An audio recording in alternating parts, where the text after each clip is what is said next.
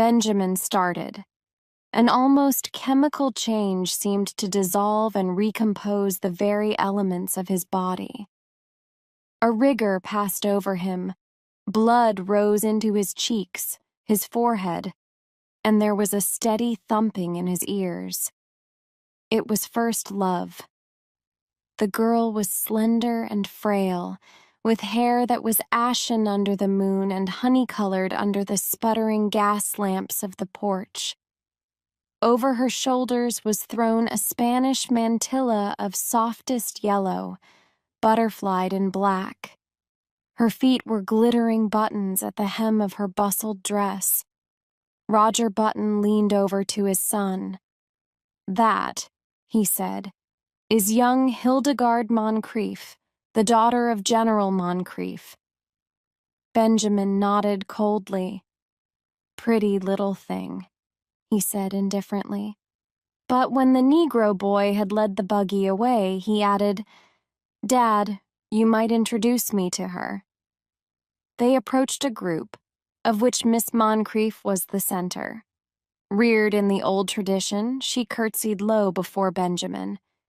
Yes, he might have a dance. He thanked her and walked away, staggered away.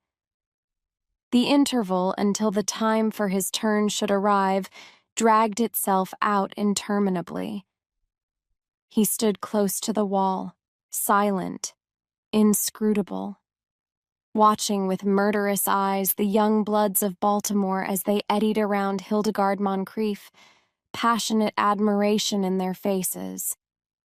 How obnoxious they seemed to Benjamin, how intolerably rosy. Their curling brown whiskers aroused in him a feeling equivalent to indigestion. But when his own time came, and he drifted with her out upon the changing floor to the music of the latest waltz from Paris, his jealousies and anxieties melted from him like a mantle of snow. Blind with enchantment, he felt that life was just beginning. "You and your brother got here just as we did, didn't you?" asked Hildegard, looking up at him with eyes that were like bright blue enamel. Benjamin hesitated. If she took him for his father's brother, would it be best to enlighten her? He remembered his experience at Yale, so he decided against it. It would be rude to contradict a lady. It would be criminal to mar this exquisite occasion with the grotesque story of his origin. Later, perhaps. So he nodded, smiled, listened, was happy. "I like men of your age," Hildegard told him. "Young boys are so idiotic. They tell me how much champagne they drink at college and how much money they lose playing cards. Men of your age know how to appreciate women." Benjamin felt himself on the verge of a proposal. With an effort, he choked back the impulse. "You're just the romantic age," she continued. 50. 25 is too worldly wise. 30 is apt to be pale from overwork.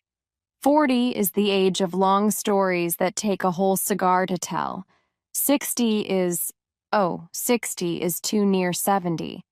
But 50 is the mellow age. I love 50. 50 seemed to Benjamin a glorious age. He longed passionately to be 50. "I've always said," went on Hildegard, "that I'd rather marry a man of 50 and be taken care of than many a man of 30 and take care of him."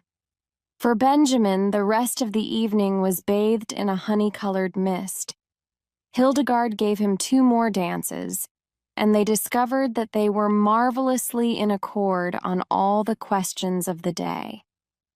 She was to go driving with him on the following Sunday, and then they would discuss all these questions further. Going home in the phaeton just before the crack of dawn, when the first bees were humming and the fading moon glimmered in the cool dew, Benjamin knew vaguely that his father was discussing wholesale hardware. "And what do you think should merit our biggest attention after hammers and nails?" the elder Button was saying. "Love," replied Benjamin absent-mindedly. "Lugs?" exclaimed Roger Button. "Why, I've just covered the question of lugs." Benjamin regarded him with dazed eyes just as the eastern sky was suddenly cracked with light, and an oriole yawned piercingly in the quickening trees. When, 6 months later, the engagement of Miss Hildegard Moncrief to Mr. Benjamin Button was made known, I say made known, for General Moncrief declared he would rather fall upon his sword than announce it, the excitement in Baltimore society reached a feverish pitch. The almost forgotten story of Benjamin's birth was remembered and sent out upon the winds of scandal in picaresque and incredible forms. It was said that Benjamin was really the father of Roger Button, that he was his brother who had been in prison for 40 years, that he was John Wilkes Booth in disguise, and finally, that he had 2 small conical horns sprouting from his head.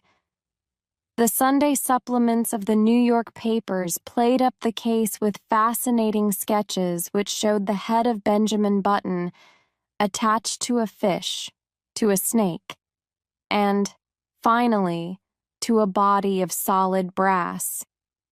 He became known, journalistically, as the Mystery Man of Maryland. But the true story, as is usually the case, had a very small circulation. However, everyone agreed with General Moncrief that it was criminal for a lovely girl who could have married any beau in Baltimore to throw herself into the arms of a man who was assuredly 50. In vain, Mr. Roger Button published his son's birth certificate in large type in the Baltimore Blaze. No one believed it. You had only to look at Benjamin and see. On the part of the 2 people most concerned, there was no wavering.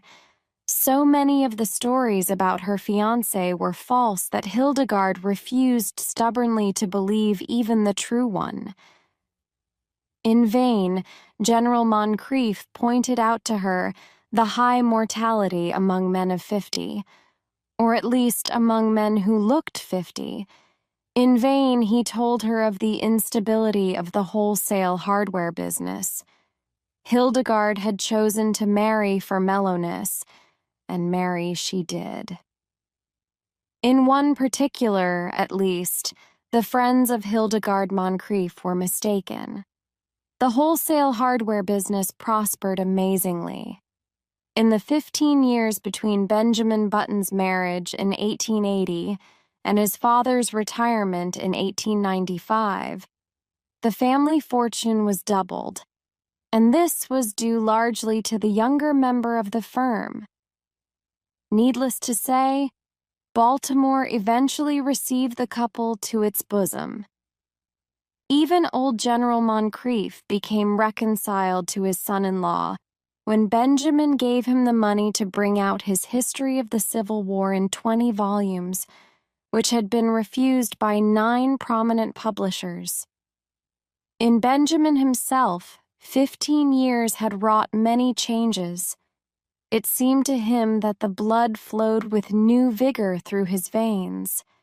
It began to be a pleasure to rise in the morning, to walk with an active step along the busy, sunny street, to work untiringly with his shipments of hammers and his cargoes of nails.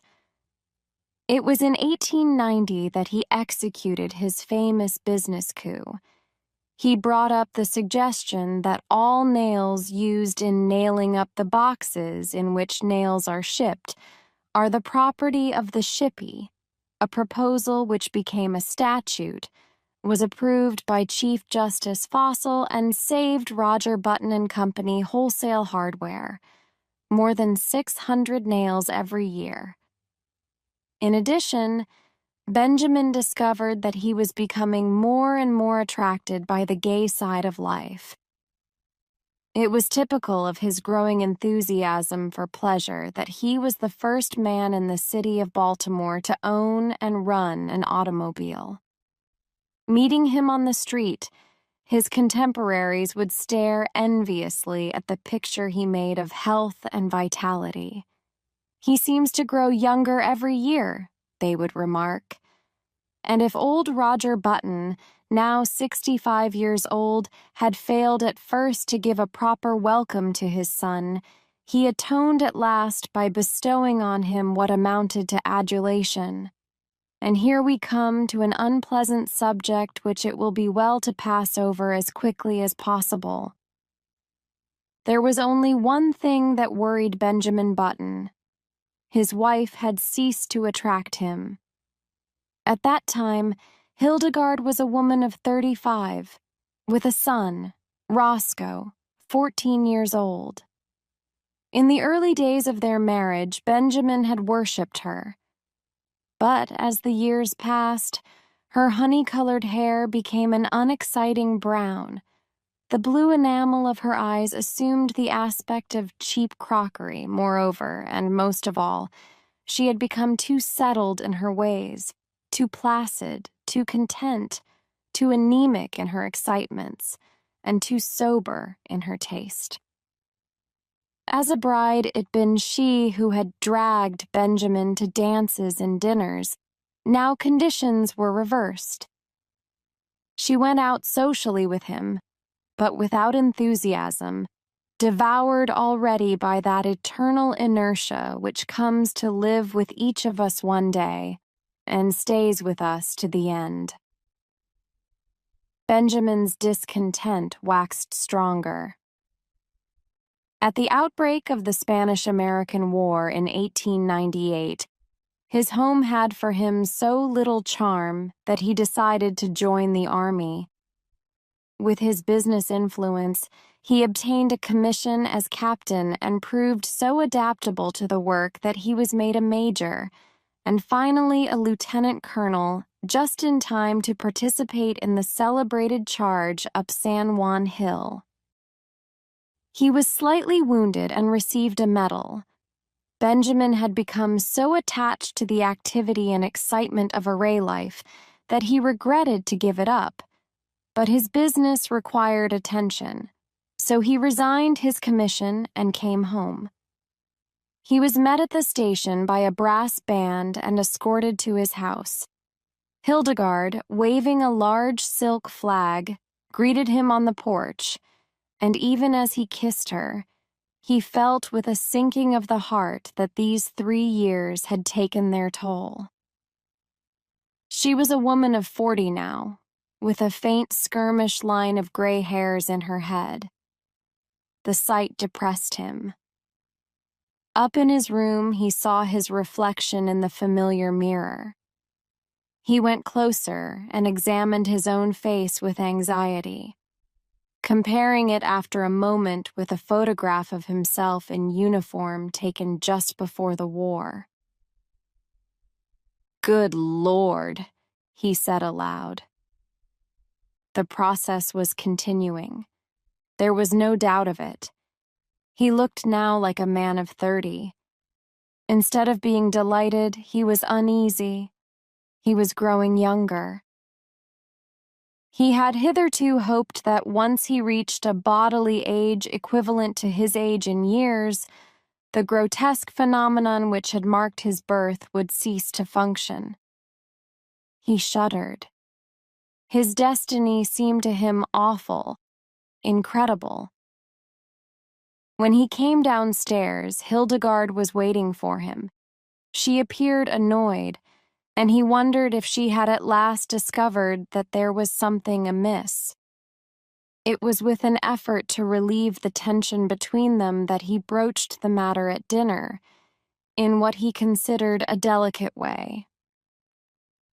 "Well," he remarked lightly, "everybody says I look younger than ever." Hildegard regarded him with scorn. She sniffed. Do you think it's anything to boast about? I'm not boasting, he asserted uncomfortably. She sniffed again. The idea, she said, and after a moment, I should think you'd have enough pride to stop it. How can I? He demanded. I'm not going to argue with you, she retorted. But there's a right way of doing things and a wrong way. If you've made up your mind to be different from everybody else, I don't suppose I can stop you, but I really don't think it's very considerate. But, Hildegard, I can't help it. You can too. You're simply stubborn. You think you don't want to be like anyone else? You always have been that way, and you always will be. But just think how it would be if everyone else looked at things as you do. What would the world be like? As this was an inane and unanswerable argument, Benjamin made no reply, and from that time on a chasm began to widen between them. He wondered what possible fascination she had ever exercised over him. To add to the breach, he found, as the new century gathered headway, that his thirst for gaiety grew stronger. Never a party of any kind in the city of Baltimore but he was there, dancing with the prettiest of the young married women, chatting with the most popular of the debutantes, and finding their company charming, while his wife, a dowager of evil omen, sat among the chaperones, now in haughty disapproval, and now following him with solemn, puzzled, and reproachful eyes. Look, people would remark, what a pity. A young fellow that age tied to a woman of 45. He must be 20 years younger than his wife. They had forgotten, as people inevitably forget, that back in 1880 their mamas and papas had also remarked about this same ill-matched pair. Benjamin's growing unhappiness at home was compensated for by his many new interests. He took up golf and made a great success of it. He went in for dancing. In 1906, he was an expert at the Boston, and in 1908, he was considered proficient at the Maxine, while in 1909, his castle walk was the envy of every young man in town. His social activities, of course, interfered to some extent with his business.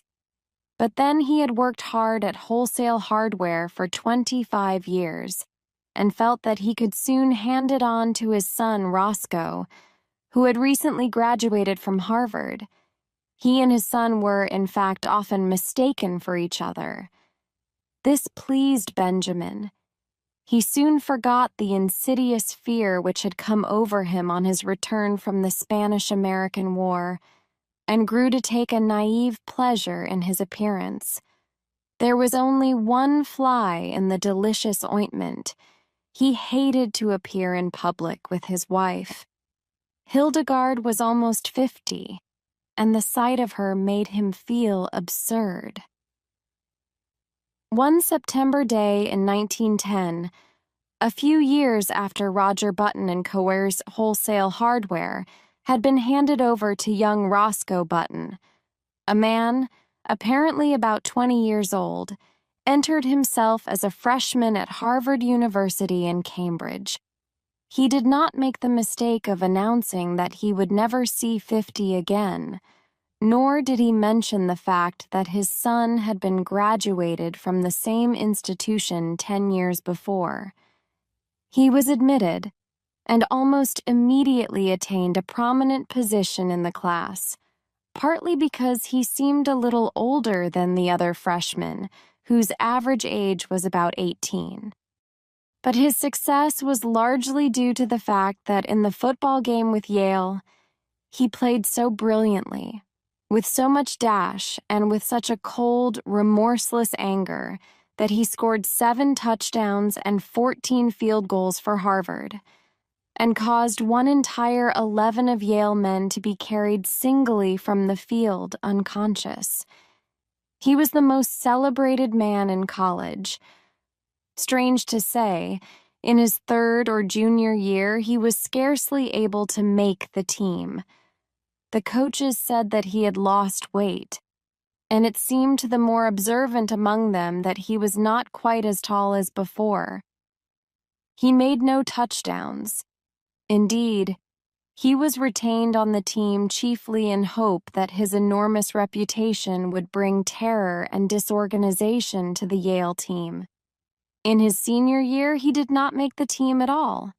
He had grown so slight and frail that one day he was taken by some sophomores for a freshman, an incident which humiliated him terribly.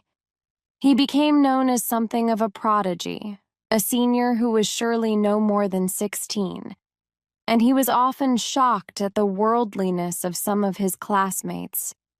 His studies seemed harder to him. He felt that they were too advanced.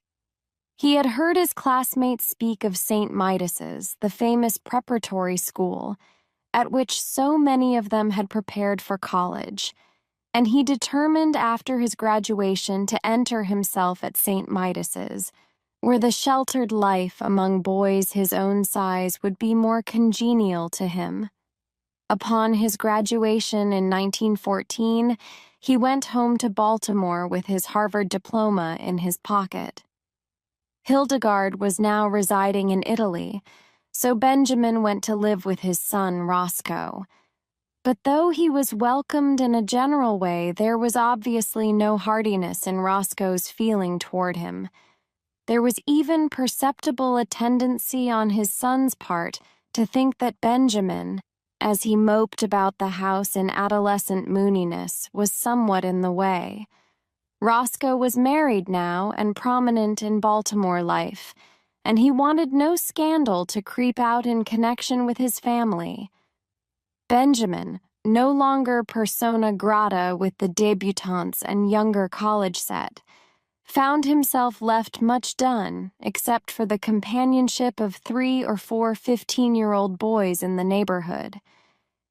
His idea of going to St. Midas's school recurred to him.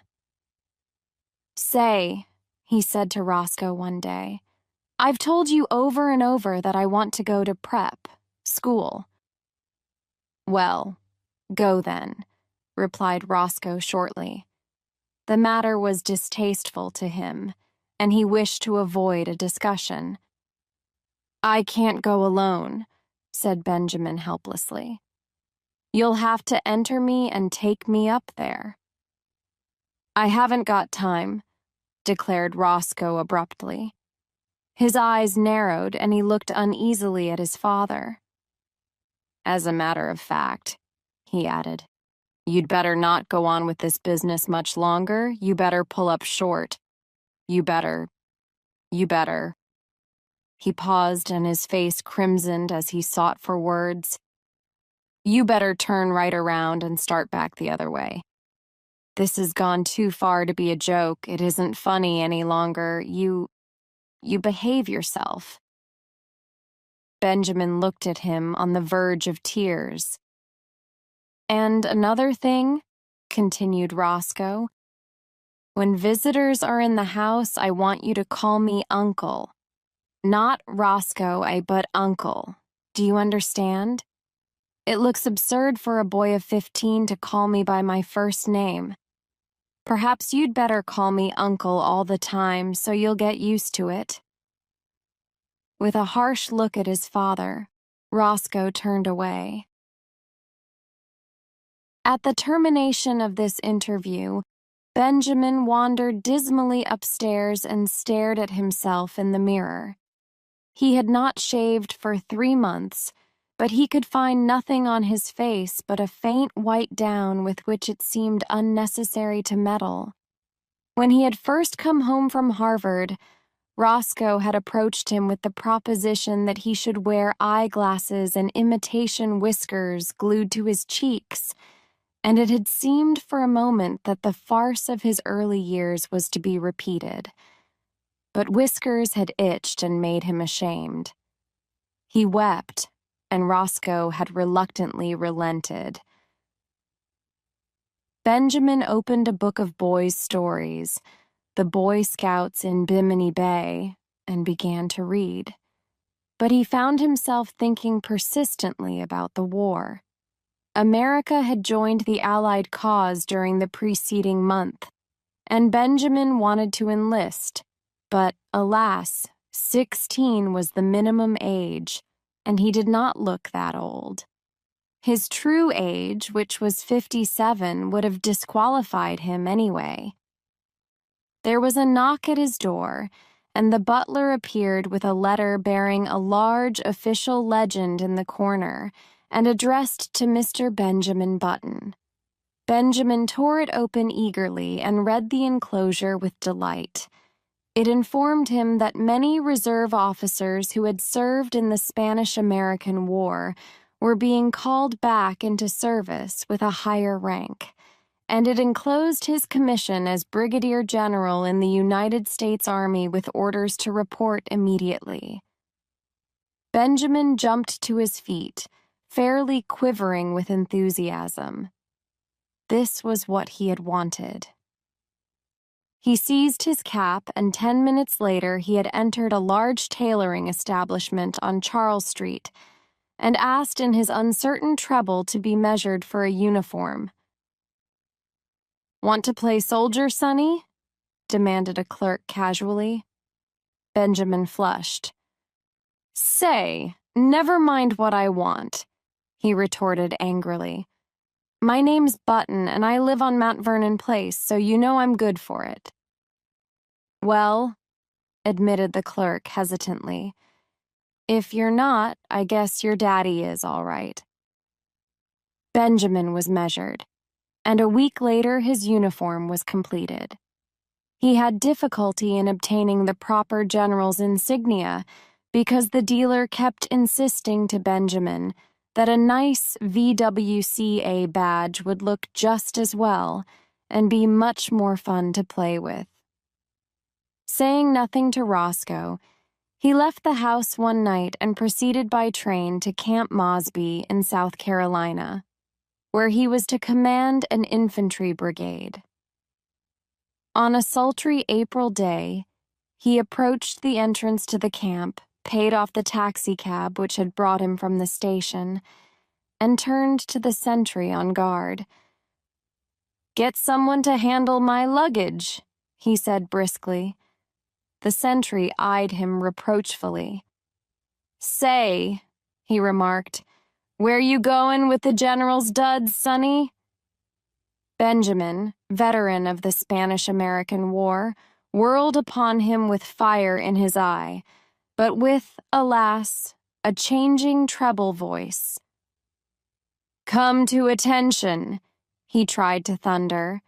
He paused for breath. Then suddenly he saw the sentry snap his heels together and bring his rifle to the present. Benjamin concealed a smile of gratification, but when he glanced around, his smile faded. It was not he who had inspired obedience, but an imposing artillery colonel who was approaching on horseback. "Colonel!" called Benjamin shrilly. The colonel came up, drew rein, and looked coolly down at him with a twinkle in his eyes. "Whose little boy are you?" he demanded kindly. "I'll soon darn well show you whose little boy I am," retorted Benjamin in a ferocious voice. "Get down off that horse." The colonel roared with laughter. "You want him, eh, General? Here," cried Benjamin desperately. "Read this." And he thrust his commission toward the colonel. The colonel read it, his eyes popping from their sockets. "Where'd you get this?" he demanded, slipping the document into his own pocket. "I got it from the government, as you'll soon find out." "You come along with me," said the colonel with a peculiar look. "We'll go up to headquarters and talk this over. Come along." The colonel turned and began walking his horse in the direction of headquarters.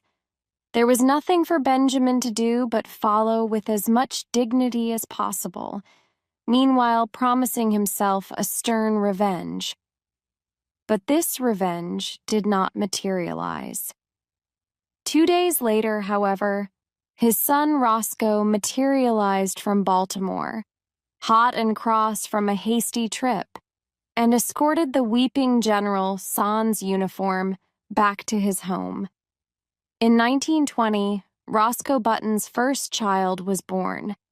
During the attendant festivities, however, no one thought it the thing to mention that the little grubby boy, apparently about 10 years of age, who played around the house with lead soldiers and a miniature circus, was the new baby's own grandfather. No one disliked the little boy whose fresh, cheerful face was crossed with just a hint of sadness, but to Roscoe Button, his presence was a source of torment. In the idiom of his generation, Roscoe did not consider the matter efficient. It seemed to him that his father, in refusing to look 60, had not behaved like a red-blooded he-man. This was Roscoe's favorite expression, but in a curious and perverse manner. Indeed, to think about the matter for as much as a half an hour drove him to the edge of insanity. Roscoe believed that live wires should keep young, but carrying it out on such a scale was inefficient. And there, Roscoe rested. 5 years later, Roscoe's little boy had grown old enough to play childish games with little Benjamin under the supervision of the same nurse. Roscoe took them both to kindergarten on the same day, and Benjamin found that playing with little strips of colored paper, making mats and chains and curious and beautiful designs, was the most fascinating game in the world. Once he was bad and had to stand in the corner, then he cried. But for the most part, there were gay hours in the cheerful room, with the sunlight coming in the windows and Miss Bailey's kind hand resting for a moment now and then in his tousled hair. Roscoe's son moved up into the first grade after a year, but Benjamin stayed on in the kindergarten. He was very happy. Sometimes, when other tots talked about what they would do when they grew up, a shadow would cross his little face as if in a dim, childish way he realized that those were things in which he was never to share. The days flowed on in monotonous content. He went back a third year to the kindergarten, but he was too little now to understand what the bright, shining strips of paper were for. He cried because the other boys were bigger than he and he was afraid of them. The teacher talked to him, but though he tried to understand, he could not understand at all. He was taken from the kindergarten. His nurse, Nana, in her starched gingham dress, became the center of his tiny world. On bright days they walked in the park. Nana would point at a great gray monster and say, "Elephant," and Benjamin would say it after her, and when he was being undressed for bed that night, he would say it over and over aloud to her, "Elephant, elephant, elephant." Sometimes Nana let him jump on the bed, which was fun, because if you sat down exactly right, it would bounce you up on your feet again. And if you said "ah" for a long time while you jumped, you got a very pleasing broken vocal effect. He loved to take a big cane from the hat rack and go around hitting chairs and tables with it and saying, "Fight, fight, fight."